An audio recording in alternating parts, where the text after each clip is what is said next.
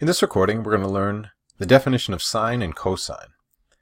Back in Common Core geometry, as it says here in the opener, you guys learned that the sine of an angle was equal to the opposite over the hypotenuse. Okay, so if I'm looking at this angle theta, the opposite is y over the hypotenuse, which is 1. So we're going to say here the sine of theta is equal to y over 1, or just y. In general, and so that's on the unit circle,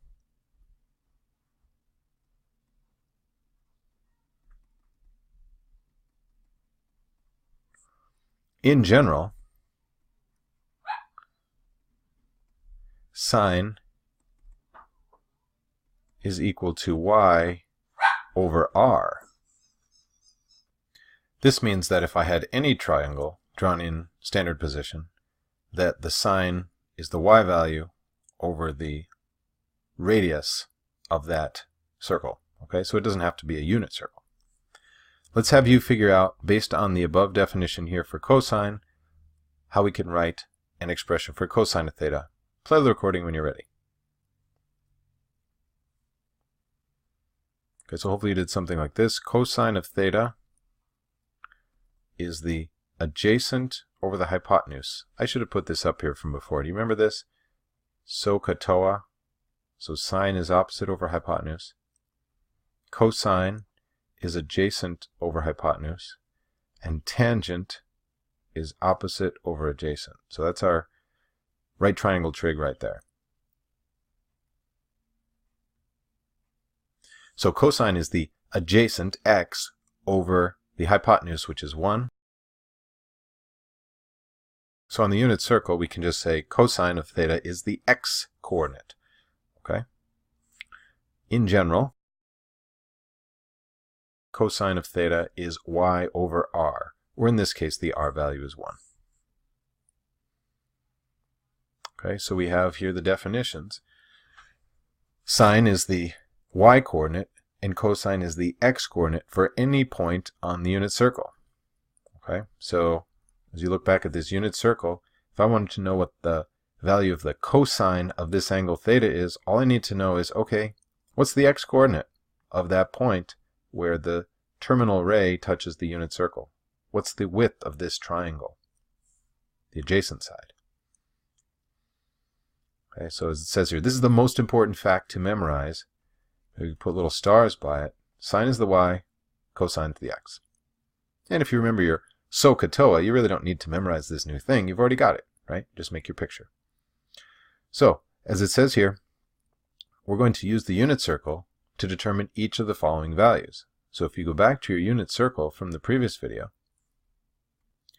we can find the values of these particular trig functions.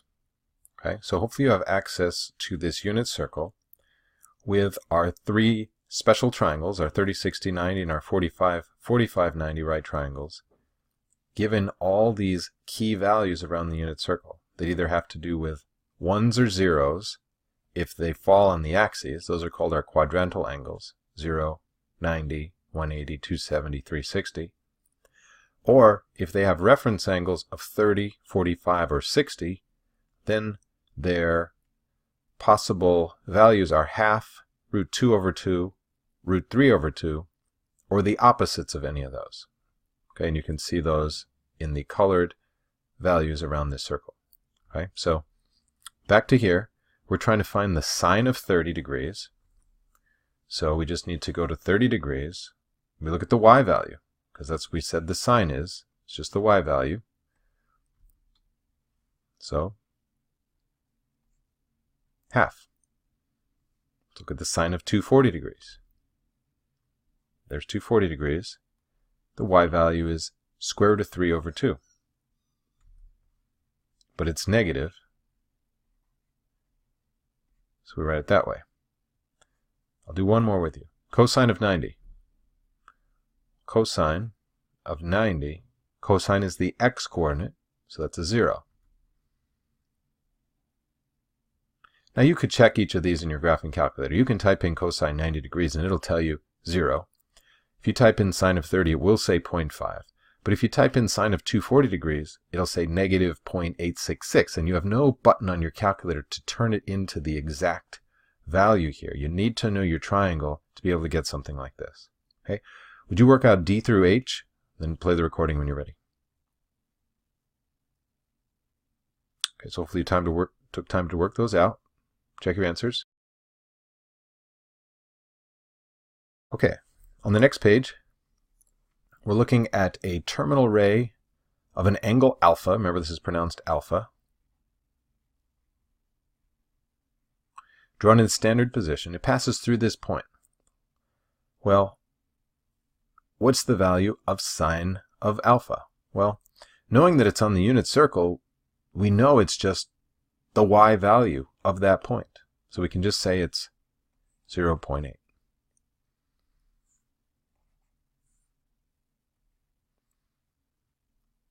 This next little discovery is something we're going to refer back to often.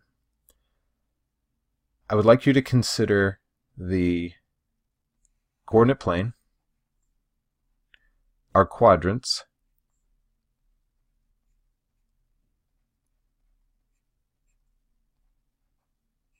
okay, so sketch out something like that, and take a given point in the first quadrant. It has positive x and positive y. So I'm going to write plus plus. In quadrant 2, the x is negative while the y is still positive. Does that make sense? Do the same for quadrants 3 and 4 and then play the recording when you're ready. So hopefully you said, okay, any point in quadrant 3 has negative x and negative y. Well, in quadrant 4, we have a positive x and a negative y. Okay. Now, keeping coming back to the fact that our sine values on the unit circle are our y values, and our cosine are our x values. In quadrant 1, we can therefore say positive sine, positive cosine. Can you fill in the remaining 6 rectangles using the values from sine and cosine from your diagram that you just made? Play the recording when you're ready. Okay, so hopefully you did something like this. In quadrant 2, sine is positive, the y, cosine is negative. In quadrant 3, both negative. In quadrant 4, sine is negative, cosine is positive. So we summarize this with something like this, and we're going to come back to this often. In the first quadrant, they're all positive. I'm going to write a big capital A and small l's. In quadrant 2, only the sine is positive, right? The cosine is not positive.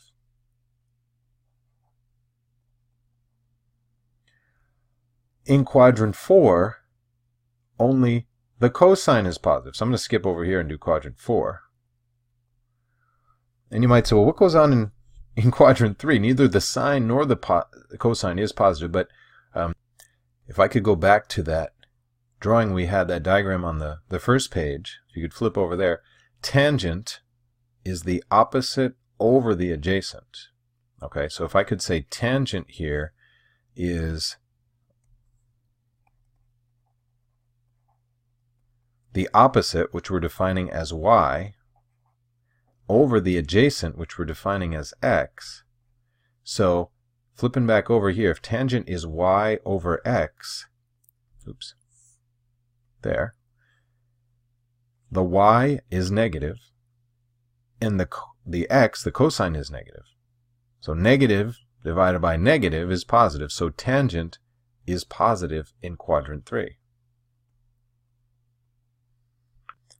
Now we have a little mnemonic device, a way of keeping this straight in our head, because it's so important to know that sine is the only function that's positive in quadrant 2, and cosine is the only function that's positive in quadrant 4, etc.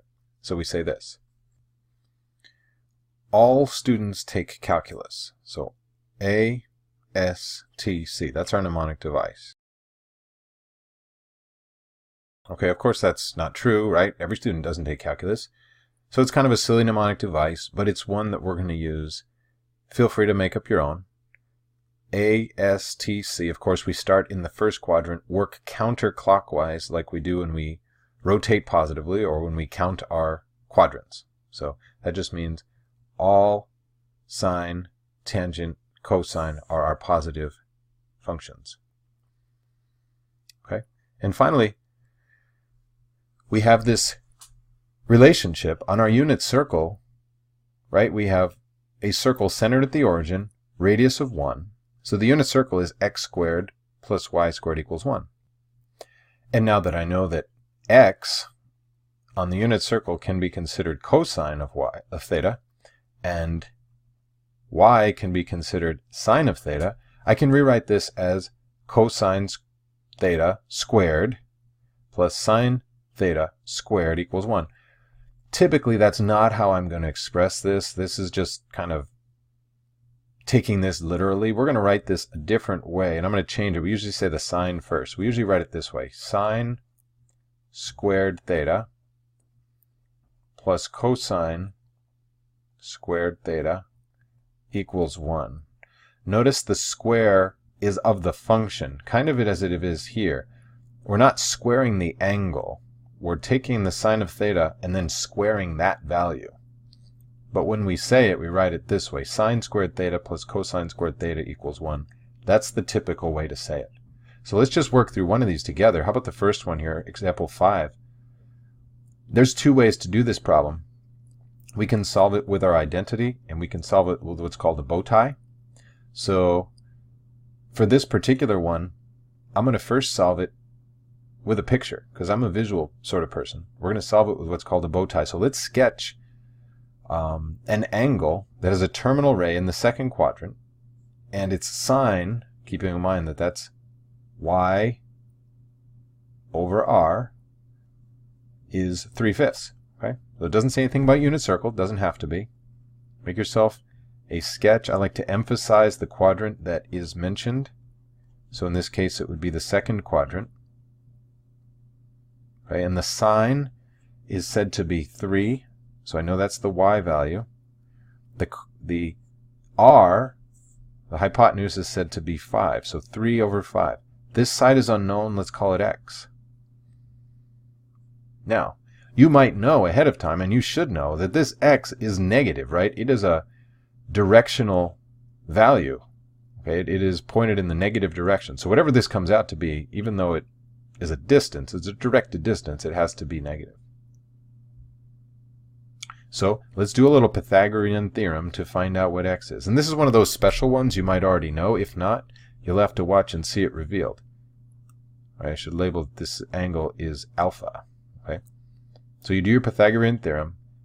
X squared plus 3 squared equals 5 squared. Go ahead and work this out. Solve for x.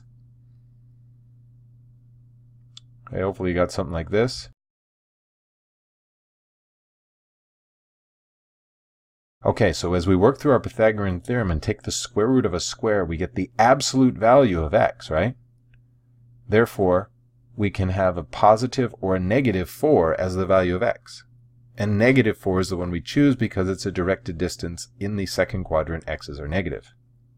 Okay, so what's the cosine of alpha? Well, the cosine is defined as the x over the r.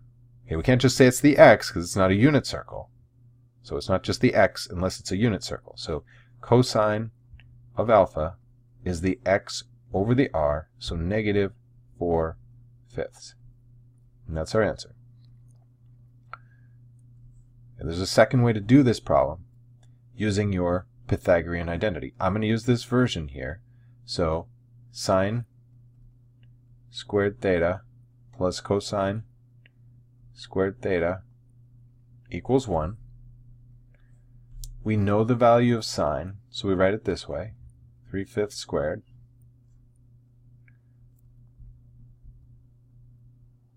And you're going to recognize that a similar process is used, although we're going to get to the answer directly here without use of a picture. So this is method 2.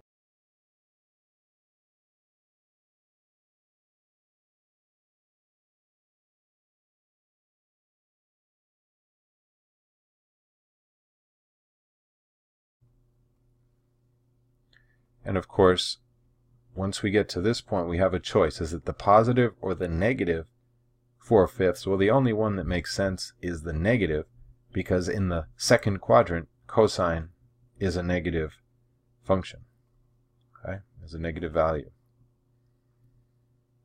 Thanks for watching.